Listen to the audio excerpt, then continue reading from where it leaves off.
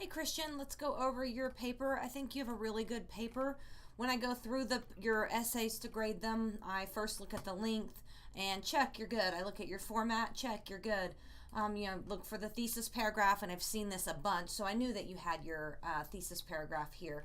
But look how you've used your sources and you have varied that up. So you have done really well. So the very first thing I noticed, and this is minor, but it's important to know, is that while you don't have a very large grammatical issue, I do notice a lot of comma mistakes. So, since the 1980s, comma, that's an introductory clause, well known, that actually be hyphenated.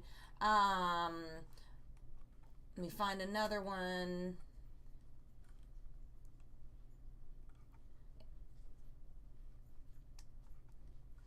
Right here, there'd be no comma because this is not right here. You have the word and, but and given them a voice of their own throughout the years is not an independent clause, so you wouldn't have a comma. So I'm not going to go through here and nitpick on every single comma, but just know that you might want to review some lessons over commas. But again, if that's your biggest problem, I'm not that concerned, but it is something that you will want to review and as you go in other classes and you further your educational career. So I do notice that you use the word you a couple of times. I believe it was in this paragraph. This isn't a direct quote. That's okay, but I believe right here you use the word you. You've used your interview correctly.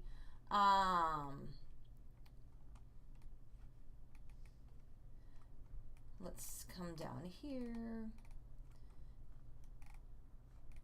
You're going a little bit too far without using your sources. So you probably could have used more sources throughout your paper here. You've used them well. You just could have used them a little bit more. You stay really organized, which is very good. Right here is an example of how you used it correctly. So all traditions must come to an end at some point. That's a complete sentence. That's an independent clause. And today is not the day for the swimsuit pageant to end. That's a complete sentence. That's an independent clause. And so you use the comma. That is correct. The example that I pointed out above, you had a dependent clause, so you wouldn't have that comma there. Therefore, comma. This paragraph is a little bit redundant. Today's not the day. Swimsuit should end. It's a tradition. So just you say that a little bit here. Too much, just a little bit redundant. No comma.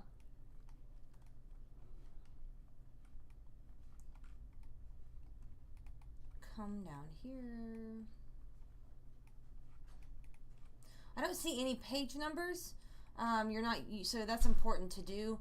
And then right here, is that the title? Because that's what's indicating. We'll look at that in a minute. Again, it's really just commas. You have the organization. This would be capitalized, the S here.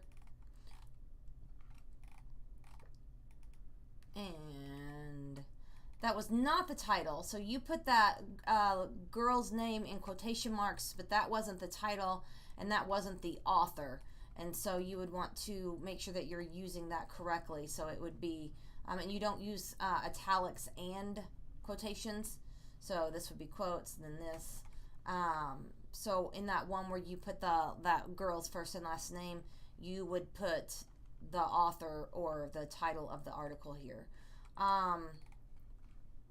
Overall, this looks good. Let's come back up here. You have EBSCOhost, website, EBSCOhost, USA Today, EBSCOhost, an interview, EBSCOhost, a website. You do not have your book, so you're lacking that source.